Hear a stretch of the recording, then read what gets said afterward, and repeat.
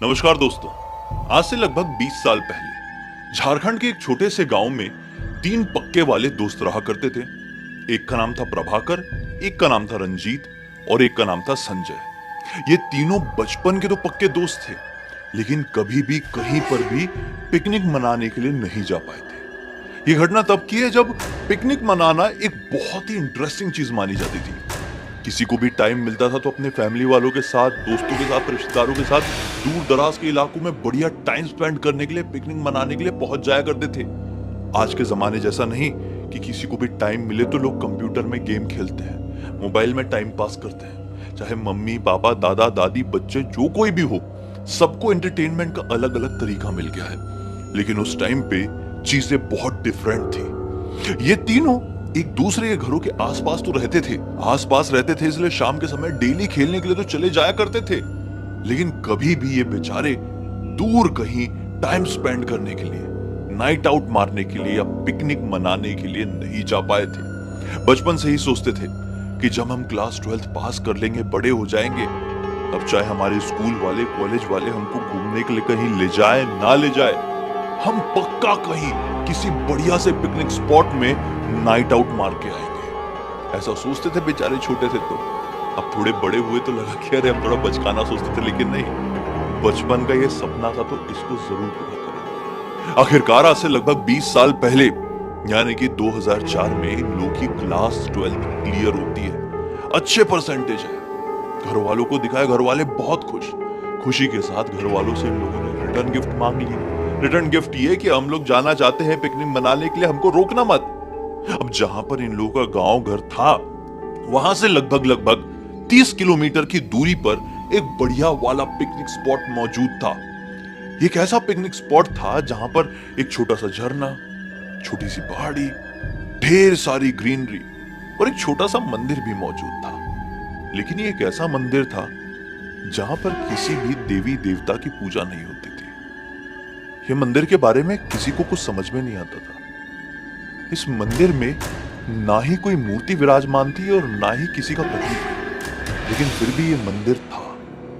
पता नहीं कैसा था। खैर, मंदिर के बारे में छोड़ो, बाकी सारा कुछ यहाँ पर बहुत इंटरेस्टिंग था और कोई भी आए तो अपने आप को यहाँ पर टाइम स्पेंड करने से रोक ना पाए। घर वालों से परमिशन मांगे और घर वालों ने हाँ भी कह दिए, क्योंकि आज तीनों के घर वाले थे भी इतने खुश। तीनों की बात करें तो 90% के ऊपर आए हुए थे।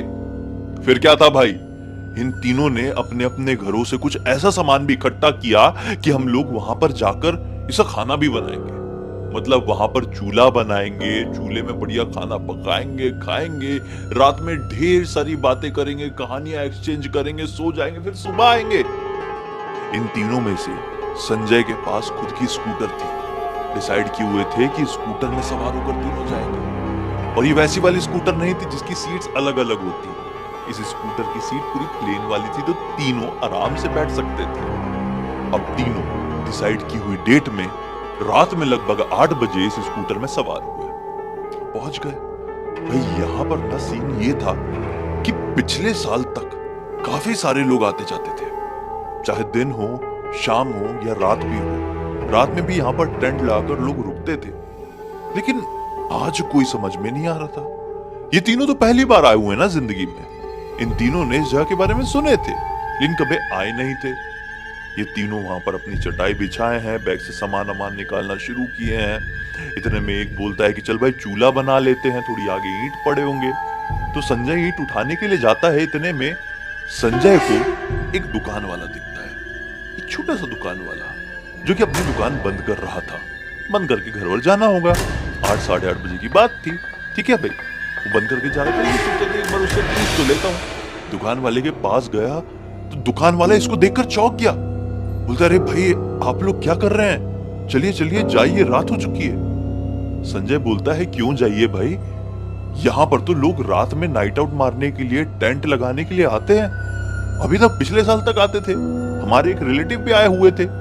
आप कैसे जाइए जाइए बोल रहे हैं? ये बोलता है कि भाई साहब वो बात थोड़ी पुरानी हो गई। 1 साल पहले तक ये जगह थोड़ी नॉर्मल थी, अब नहीं है। मेरी बात मानिए, यहां से चले जाइए। देवी देवता भी अब इस मंदिर में रहते नहीं है। वो शौक हो गया बोला हाँ आप उसी मंदिर की बात कर रहे हैं क्या जहां पर कोई मूर्ति नहीं है? दुकान वाला बोलता है हाँ बिल्कुल उसी मंदिर की बात कर रहे हैं। एक जमाने में वहां पर देवी देवता मूर्ति प्रतिमा सब विराजमान थे, लेकिन अब नहीं है। इस निगेटिविटी की वजह से, इस जगह की श्राप की वजह से वो भी इस जगह को छोड़कर जा चुके हैं। संजय को लगता है कि ये आदमी ना थोड़ा सा पागल है, इसकी थोड़ी सी खिंचाई करते हैं। बोला भाई साहब आप 2 मिनट रुकेंगे क्या? मेरे 2 दोस्त भी मेरे साथ में हैं। अब मैं उनको जाकर ऐसा बोलूंगा कि चलो चलो ये जगह सेफ नहीं है तो मेरा मजाक उड़ाएंगे। उससे अच्छा कि आप बोल दें उनको। तो भाई साहब बोलते हैं दुकान वाले भाई साहब कि हाँ हाँ ठीक है मैं रुका हूँ, तुम जल्दी से बुलाकर लेकर आओ, मेरे भी जाने का समय हो रहा है, नहीं तो यहाँ पे आसपास वो आने लगेंगे, और वो आने लगेंगे तो फिर हमारा यहाँ से निकल पाना बहुत नामुमकिन सा हो जाएगा। संजय को ऐसी थोड़ी सी हंसी आती है, हंसी को कंट्रोल करता है, बोलता है भाई साहब मैं 2 मिनट में आया। अपने दोस्तों के पास जाता है और दोस्तों को बताता है, बोलता है कि एक आदमी मिला है और दुकान वाला वो थोड़ा सा ना मुझे क्रैक लग रहा है, उसकी अपन गेम लेते, चलो चलो। तीनों खुश हो गए, तीनों गए उसके पास और तीनों ने उससे बात की और तीनों को फिर से उसने यही बात बोला। ऐसा बोल के वो निकल गया, बोला मैं तो निकल रहा हूं, तुमको निकलना है निकलो, नहीं निकलना है मत निकलो, बहुत समय हो चुका है। ऐसा बोल के वो निकल गया। अब जैसे ही वो गया है तो तीनों हंसे हंसे हंसे फिर बात करने लगे, अरे ये तो कुछ भी बोल रहा है, ये बोल रहा है, वो बोल रहा है। बात करते करते अचानक से रंजीत कहता है कि नहीं यार जैसा भी हो, वो आदमी ना शायद मतलब कुछ इनोसेंस से ही कह रहा था। उसकी आंखों में मुझे ऐसा पागलपन नहीं दिखा, उसकी आंखों में मुझे सिर्फ डर दिखाई दिया। उसकी आंखों में डर सिर्फ इसी कारण से हो सकता है ना कि उसने कुछ ना कुछ यहाँ पर एक्सपीरियंस किया होगा। यहाँ पर उसकी दुकान है यार, और ना जाने कब से होगी। वो ऐसे ही तो कुछ भी कहेगा नहीं। एक पागल आदमी अपनी ठीक ठाक सी दुकान ऐसे ही मेंटेन नहीं कर सकता। हम चल ले यहाँ से। रंजीत की बात पर अब फिर से ये दोनों हंसने लगे, बोले बस तेरा भी फिल्म में शुरू हो गया। अरे भाई कुछ नहीं है यार, चलो यार चिल मारते हैं। ये लोग बिना सोचे समझे गए हैं, चूल्हा वूल्हा लगाए, अपना खाना बनाए, टाइम पास किए हैं। रात के 1:30 बजा दिए, 1:30 बजे के आसपास ये लोगों ने सोचे कि यार बहुत हो गया है क्या, च्युइंगम जो है वो ज्यादा ही खिंच गई है क्या, और ज्यादा खींचेंगे तो च्युइंगम टूट सकती है। यानी अभी तक जितनी खिंची है उतने में मजा आया है, च्युइंगम को ऐसे ही रहने देते हैं और हम लोग घर निकल जाते हैं। थोड़ा आप समझे, मैं थोड़ा आपको पहेली बनाकर बोल रहा था। बात ये थी, इनको ऐसा लगा कि हम 1:30 तो बढ़िया से एंजॉयमेंट के साथ यहाँ पर बजा दिए हैं, अब कुछ बचा नहीं है। हमने ढेर सारी फोटोज खींच लिए हैं, कुछ पका के खा भी लिए हैं, कहानियां भी कर लिए हैं और बातें भी कर लिए, बहुत कुछ कर लिए। अब चल लेते हैं। अब ज्यादा ही बिना मतलब के ऐसा रुकेंगे यहाँ पे, रात खराब करेंगे तो ये वाली मेमोरी हमारी फीकी पड़ जाएगी। इसको ऐसे ही रहने देते, चलते हैं, चलो चलो चलो। अब भैया इन लोगों के पास एक कैमरा था। उस जमाने में कौन सा कैमरा चलता था? रोल वाला, रील होती थी, वो कैमरे में रील डलती थी और उससे किचिक किचिक किचिक फोटो खींचती थी और फिर वो रील को डेवलप करने के लिए भेजा जाता था और फिर फोटो बनकर आती थी, फोटो का प्रिंट। ऐसा होता था। एक रील में कितनी फोटो खींचती थी मुझे याद नहीं है, आपको पता है क्या? कमेंट सेक्शन में जरूर बताइए। उस जमाने में ऐसे मोबाइल भी इतने एडवांस नहीं थे और ना ही डिजिटल कैमरों का इतना ज्यादा बूम आया हुआ था। मिडिल क्लास लोग अपने पास रील वाले कैमरे रखा करते थे। तो ना रंजीत हमेशा अपने पास कैमरा रखता था और जब से यहाँ पर आया था ढेर सारी फोटोज खींच रहा था। कभी संजय की अकेले तो कभी प्रभाकर की अकेले, कभी ये दोनों के साथ में तो कभी दुनिया भर की साथ में। ये बेचारे की फोटो नहीं निकल पाई थी। अब ये लोग जब अपना सामान अमान उठा के डालने लगे तो रंजीत बोलता है यार रील में सिर्फ 2-3 फोटो बची हुई है, प्रभाकर मेरी फोटो थोड़ी सिंगल निकाल देना है। तुम लोग की तो बढ़िया मैंने निकाला, मेरी एक भी फोटो नहीं है, प्लीज यार निकाल देना। थोड़ा जंगल में ऐसा हाथ फैला के खड़े होगा हीरो जैसा, अच्छा लगेगा। प्रभाकर बोलता है यार तुझे भी अभी फोटो खिंचानी है, मुझे सुसु आई हुई है, मैं हल्का होके आ रहा हूँ। ए संजय ये रंजीत की फोटो खींच देना। और ऐसा बोल के प्रभाकर जल्दी जल्दी दौड़ के जाने लगता है, हल्का होने के लिए जोर से आई हुई थी, इसको रोक के रखा था। अब भैया ये जहां पर ये पार्टी कर रहे थे ना, ये जहां पर पिकनिक मना रहे थे, वो खुला सा मैदान था। हल्का होने के लिए इलाका थोड़ी आगे था, 2 पेड़ों के पीछे की तरफ। यूं थोड़ी आगे की तरफ पेड़ों की तरफ बढ़ने लगा और यहाँ पर संजय ने मोबाइल लिया है। इतना ही देखा है इसने, संजय ने मोबाइल लिया है रंजीत की फोटो खींचने के लिए और ये अपना हल्का होने के लिए चल गया। मस्त से हल्का हुआ हुआ हुआ हुआ हुआ, इसका खत्म हुआ और जैसे ही उस पॉइंट पर पहुंचा तो क्या बात है कि उस पॉइंट में कैमरा एक जगह फिकाया पड़ा हुआ है। और कैमरे से कुछ ही कदम आगे संजय जो फोटो खींच रहा था रंजीत की, वो ऐसा पड़ा हुआ है, पूरा मुंह टेढ़ा, शरीर अकड़ गया है, हाथ पैर सब अकड़ गए हैं। वो कांपते हुए कुछ तो भी बोलने की कोशिश कर रहा है। ये घबरा कर उसके पास जाता है, अरे संजय तू ठीक तो है ना, तुझे क्या हो गया, तो कैमरा क्यों फेंक दिया, और रंजीत कहाँ है जिसकी तू फोटो खींच रहा था। वो कुछ बोलने की कोशिश कर रहा है लेकिन बोल नहीं पा रहा है। बोल रहे भाई कुछ प्रॉब्लम हो गई है क्या। प्रभाकर देखकर समझ गया ये जो संजय ऐसा हुआ पड़ा है ना कि इसके पूरे शरीर में पैरालिसिस का अटैक आ गया। वो सोचा कि रंजीत कहाँ चले गया, उसको उठ के देखता हूँ। रंजीत रंजीत रंजीत चिल्लाने लगा लेकिन रंजीत का कोई रिस्पॉन्स ना आए। अब जहां पर इन लोगों की स्कूटर खड़ी हुई थी, स्कूटर के जस्ट पीछे ये उसको ढूंढते ढूंढते पहुंचा तो क्या पाया कि स्कूटर के पीछे वो ऐसा कुकड़ा बन के मरा हुआ पड़ा है। ये देखकर वहीं पर जम गया। वो पूरा ऐसा अकड़ चुका था कि मैं क्या बताऊं। ये उसकी नब्ज चेक किया, नब्ज बंद थी, शरीर ठंडा था, उसकी जान निकल चुकी थी, मुंह खुला हुआ रहा ऐसा। ये बोला कि कुछ गड़बड़ हो गई है भाई।